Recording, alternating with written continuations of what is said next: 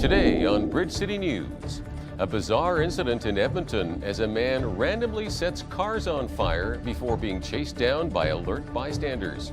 The Alberta provincial election is only 2 days away, with the two frontrunners, Jason Kenney and Rachel Notley, continuing to campaign hard. And the small nation of Israel came very close to landing a spacecraft on the surface of the moon this week. We have a special report. Your nation, your province, your southern Alberta. From the heart of Lethbridge, it's Bridge City News with Paul Arthur. Good afternoon. Thanks for joining us for the weekend edition of Bridge City News. Southern Alberta's Waterton Park has been rebuilding since the devastating 2017 fire, and now Parks Canada has officially launched the public engagement on the Waterton Lakes National Park 2020 Management Plan and is asking for public input as to what the park should look like in the future. They are looking for ideas on vision, key strategies, and objectives to achieve over the next 10 years.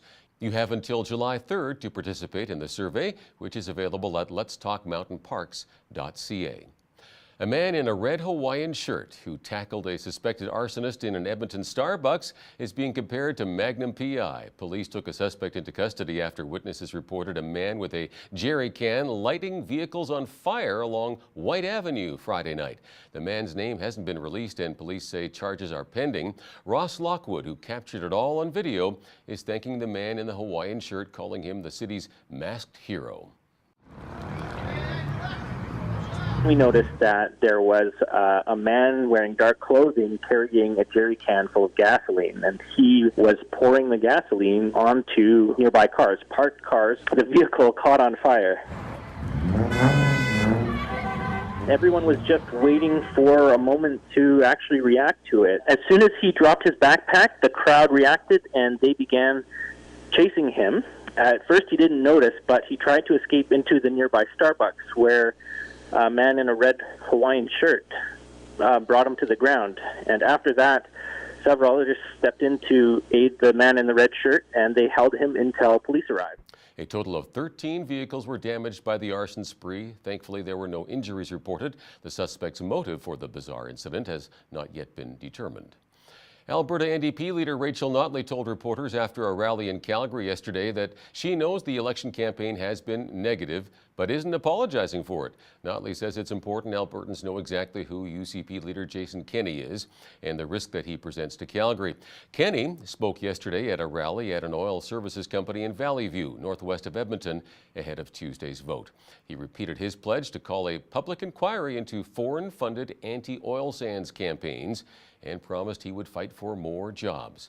A reminder that Bridge City News will bring you the election results live on election night, as well as interviews with our local candidates. Alberta's political parties all say they want more women in office, and that may end up happening. 31% of the United Conservative Party candidates are women this election. The party only had 2 female MLAs when it was first created.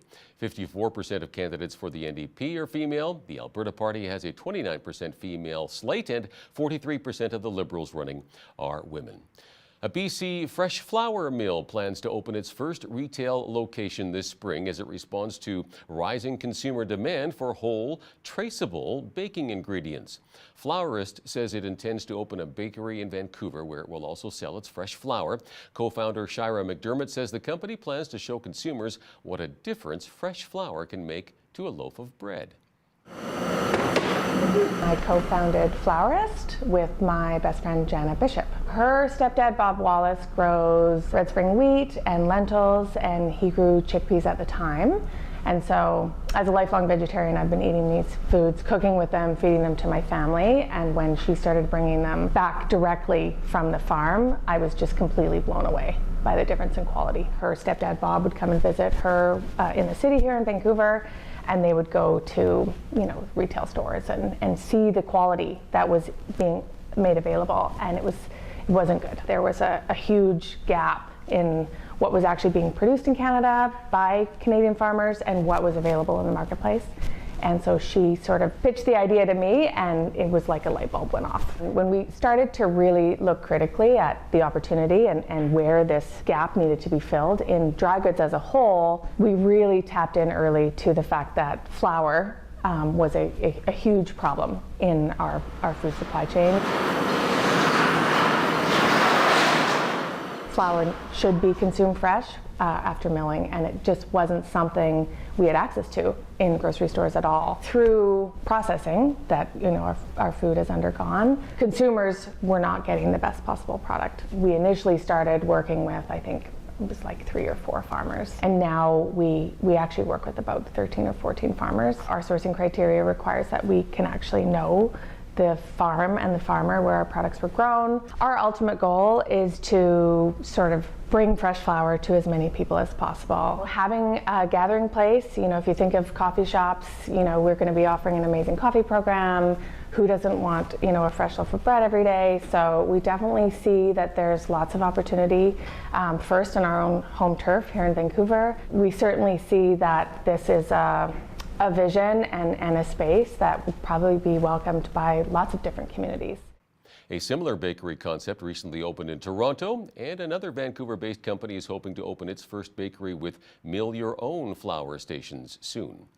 The U.S. National Weather Service says an EF3 tornado with winds of 225 kilometers an hour touched down near Franklin, Texas.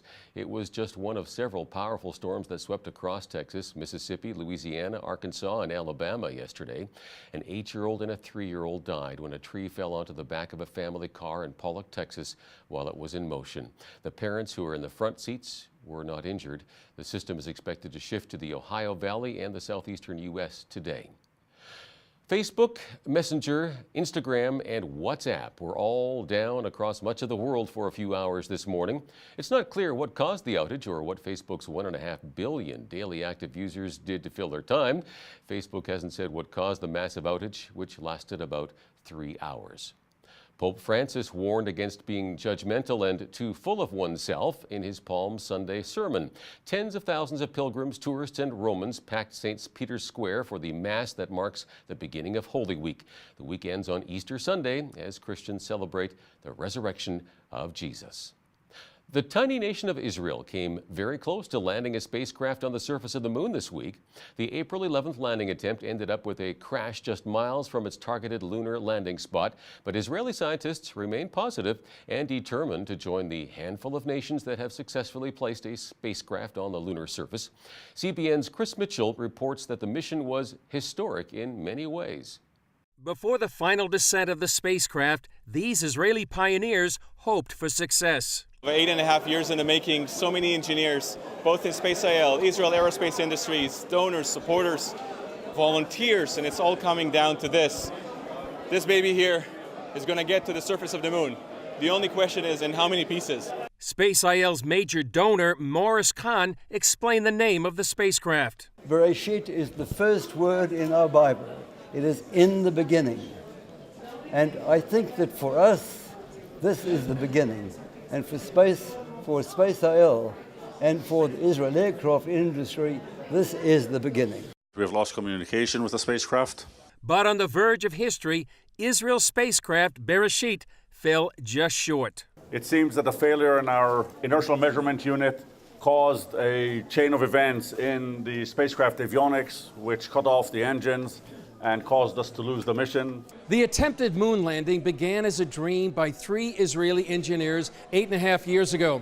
Despite the failure, it still represents the epitome of Israel as the startup nation. It's a story that shows a lot about Israel, how 3 young engineers sitting in a bar can, just pull an entire country after them and make this a reality. They want to inspire the next generation. We've met more than 1 million kids in Israel and around the world and gave them the message that, science and technology can be fun, can be cool. Israel became only the 7th nation to put a spacecraft in lunar orbit and the first privately funded mission to the moon. For a small country like Israel, for a small, even smaller company or association like SpaceIL, it's a huge achievement. But my message is for the kids. This is hard. It is rocket science. Science and engineering is difficult. It doesn't always work the first time. But you have to pick yourself up and try again. Israel's Prime Minister Benjamin Netanyahu encouraged the space team to go on. If at first you don't succeed, you try again. The spacecraft carried a nano copy of the Bible on board, and before its final descent, the spacecraft took a selfie with a banner that read, "Small Country, Big Dreams." Chris Mitchell, CBN News, Israel Space Center. What a great story. And recapping one of our top stories this hour, a bizarre incident in Edmonton caught on video has gone viral as a man randomly set cars on fire before being chased down by alert bystanders. And a look at weekend weather. Skies should start clearing this evening with an overnight low of -1. For tomorrow, mainly sunny, then becoming partly cloudy in the afternoon. A southwest wind gusting from 20 to 40 and a high of 11 degrees. The federal election is coming up this fall, and thanks to some new rules, churches can now become a bit more politically involved. John Pello is the CEO of the Canadian Council of Christian Charities, and he shares the details with Hal Roberts next. But first, here's a look at what's happening in and around your community. Here's your Bridge City News community calendar. If you're looking for a new-to-you bike, come out to the Lethbridge Bike Swap at Exhibition Park's North Pavilion on Saturday, April 27th. Sell, buy, or donate a bike. Admission is $2 for adults, and kids 12 and under are free. Bikes can be dropped off at 9 a.m. Find all kinds of used bikes that are refurbished or can be purchased as is. For more information, visit albertabikeswap.ca. Come for a fun time and help support a worthy cause. The Kidney Foundation Southern Alberta branch is hosting a 3-kilometer and a 6-kilometer walk or run on Saturday, May 11th at Henderson Lake Park. The route is designed for walkers, runners, strollers, and participants with limited mobility. Register individually or as a team by calling 1-866-956-2724 or go online to kidneywalk.ca. And that's your Bridge City News community calendar.